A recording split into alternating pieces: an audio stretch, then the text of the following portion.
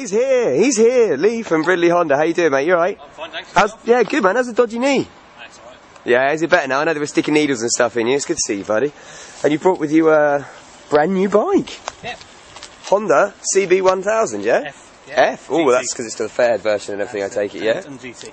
Ah. Gran Turismo, or whatever I'm called, Gran Touring. Ah, is that with the panniers, the standards and the GT? Yeah, or? it comes with the racks, the grab rails you can see, a top case which we've taken off. Because you know I've got a history of knocking them off.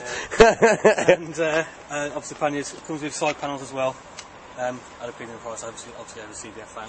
Yeah, yeah. But if you want the price and stuff, just go on to honda.co.uk and it's got prices on there for you. Honda.co.uk, that's the place to go for all the prices and technical stats. Now, I've ridden the CB600F. This is the big brother of that, obviously. Yeah, it's a lot lazier. You can just stick it in your top gear and just roll it on. Sweet. It's much better than the motorway. I've got to say, I haven't done too many miles in CBF though, but I felt really comfortable on it. It was really confident. Yeah, because you've just ridden over here, haven't you? So it was great down the motorway. Absolutely brilliant. it does look, do you know what, it does actually look like a bike that would eat the motorway miles up, and you're saying, and I've heard as well actually, not only obviously awesome brakes, they've got the ABS down the front, double disc fronts, but the gearbox is a bit tasty on this, you were saying. It's just a really sweet gearbox, you know. Honda have come to stick in the past for gearboxes, but this one's, for me, it was really, really nice, just slick. Yeah. Positive action, which is what you want, and I felt like I could hop on it and just pop down to Austria, you know, which we'll have an inkling to do, but it felt brilliant. Okay, now this is obviously in the same category of things, what, the Phaser Tau, Kawasaki, obviously 1000. Bandit 1200 GT or 1250 GT, yeah. Stuff like that. So yeah, exactly what it's aimed at. Okay. A bit more refined and really nice build quality with stainless Looks steel. nice actually. I like the fairing. It does actually look, you know, quite sporty for a kind of, as you say, a Grand Tourer. Yeah, it's one of the best kept secrets of Honda. It's apparently up until I think a couple of months ago. I'm not too sure about now, but it was the best-selling they call naked or traditional bike in the UK. Sweet. And we do really well with CB1000. People get on it, trial them, and pretty much they're converted. So must be doing something right with it. Yeah, yeah, totally. And like any major specific technical stuff I should know before I get on, or should I just get on and ride it? 96 horsepower, so okay. It's not bristling really quick at the top end of horsepower. Yeah. But it produces about 96 newton meters of torque. Yeah. At about 8,000 RPM. Okay. So it's really lazy. Yeah. And which is great for touring and commuting as well. Yeah, totally. 1000cc engine. So that would be like a retuned, obviously, version of the Blade engine, I take it, in there, or is that a completely different one? It's one before. It's very similar to the CB1000R that you had. Okay. Yes. Yeah. Yeah. But again, a lot slower revving. The comes with ABS. This one, specific models got ABS. Nice. I must admit, actually, I really like the CB1000R. Do you know what I mean? That was a little bit special. I thought that was a really good bike. So if this is going to be anything like that, with the fairing and the panniers in the back, so I can go DJing with it, should be good. It's nice and simple. Just make sure you put the panniers on properly. Yeah, all right, all right. Now, listen, actually, talking of which, let's go and have a look at the BMW, because now I've had a lot of debate to people about this, because I made a few comments. It wasn't meant to be kind of frivolous ones, saying, oh, it didn't seem that fast compared to sports bikes and that. But then having ridden it more, I've actually really grown to like this bike. Now, you are a big fan of BMWs, aren't you? Yeah, I quite like to work for BMW for a few years. They were, yeah. You know, very much you have to get into them, but most people eventually find their way onto it, and it's like Marmite, so you either love it or hate it. It is a very different riding experience, I'm not going to lie, because, you know, obviously direct drive, the gearbox, the boxer engine.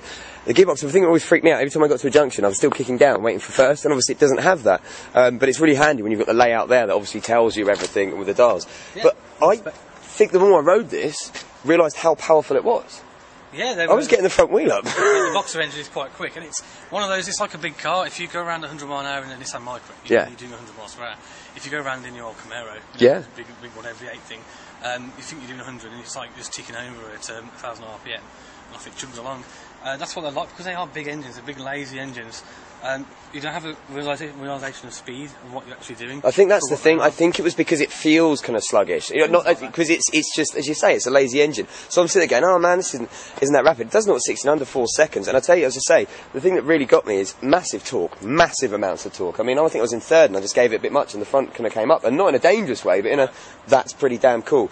And I love, on this as well, the burble. When you come off the throttle, there's a little, So they got ME110 coming down your street. It does. Or like the other thing, I was just like this Triumph Street Triple used to do that a lot as well. It has that little burble, which I personally, I know it's, you know, shouldn't really, it's fuel kind of blowing up in the exhaust or whatever, but it sounds brilliant. You go past the granny, you just let off the throttle and watch her face, you're like, yeah, it's what we bodies bikes for, isn't it? Yeah. You know, sewing machines that we don't really want. No, but you're right, to be fair. I mean, this is, to me, I mean, obviously it's a naked tourer, but I could just go on that and ride for miles and miles and miles with the heated grips, the seat and suspension. I mean, I know you pointed out before, it's obviously very different size suspension. The forks are just going to there to hold it in it. It's obviously in pivot.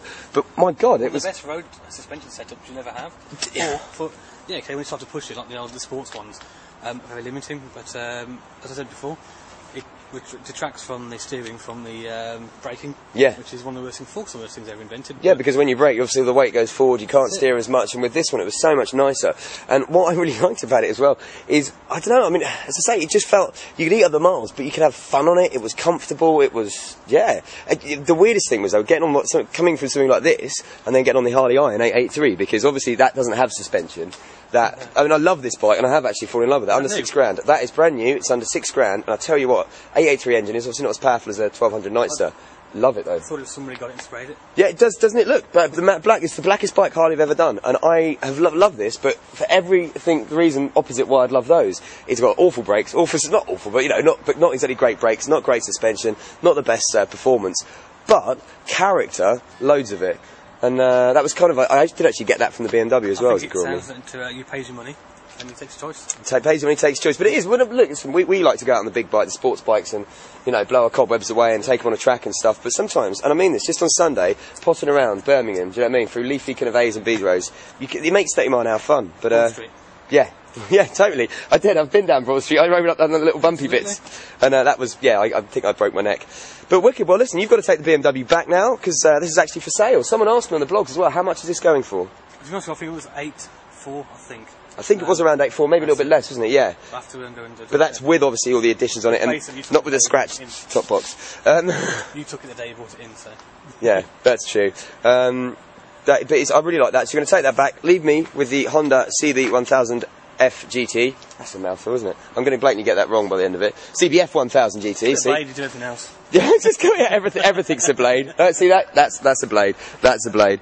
Wicked. And I'm going to start riding this. I'm actually going home for the weekend, so I'm going to finish up the Harley today, and I'll be riding this all the next week. So I'll be able to give a really, really good opinion on it. I'm going to put some miles in.